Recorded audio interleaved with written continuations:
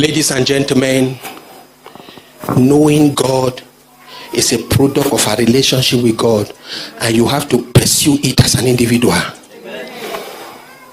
There were times I usually surround myself with books. When I tell people I've read over 2,000 books, they wonder. I surround myself with these books. In those days in Cameroon, we didn't have libraries, so I write to men of God abroad, and they send me books, men of God who have time-tested ministries. They send me their materials. I will lock up myself after school, and I will read those books with tears in my eyes. Sometimes I will read some books and say, God, these people slept on which bed to have this revelation? Chai! What did they eat?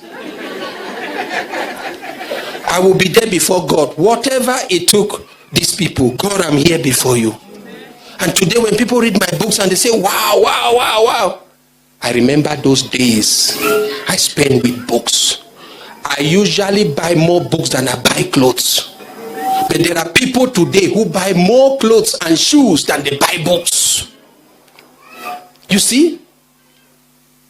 There are Christians who don't have money only when it comes to things that can help them in their development. You see how the devil deceives us. Hosea 4:6 says the people of God are destroyed not because of demons, but for lack of knowledge.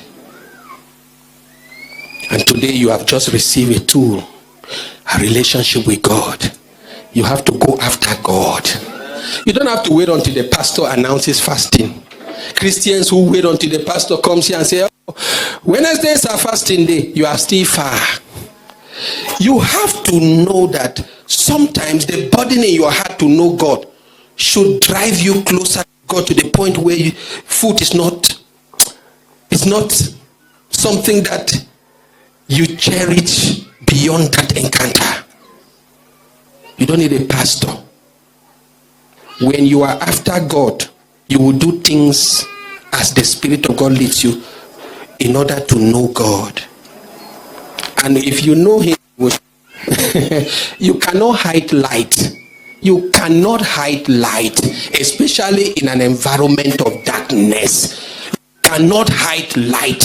When you start seeking God and you start interacting with the divine, if the people around you will start realizing you are different, you are changing. And some of those so many complaints, prayer topics here, prayer topics there, you would turn them into worship topics. Oh my God. Our God has unlimited resources. He's inviting you and I. Come out of the outer court. We are no longer in the Old Testament. Come into the holies of holies through the blood of Jesus. Come and sit down and talk with God. Have fellowship with God. Get to know God for yourself. Read the Bible. Read books written by men who are after God's heart. Pray, fast, seek God, love God, serve. And I'm telling you, one day, even if you build your house in the bush, people will create a path to meet you there.